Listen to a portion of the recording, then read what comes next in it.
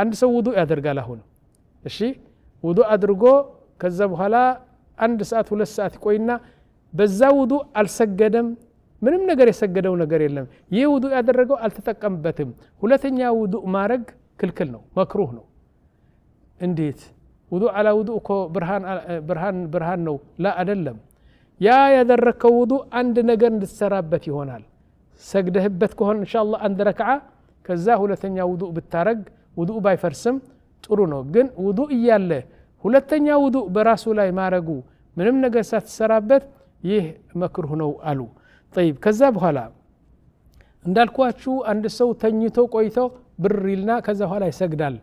ይህ አለ ውዱእ ነው የሰገደው ወንድሞች ልብ በሉ والله ብዙ ሰዎች በመስጊድ እናያቸዋለን ተኝቶ ይቆነ ይላል ከዛ በኋላ ኢቃማ ሲደረግ ብሎ በቃ ይሰግዳል የት አለ ውዱእ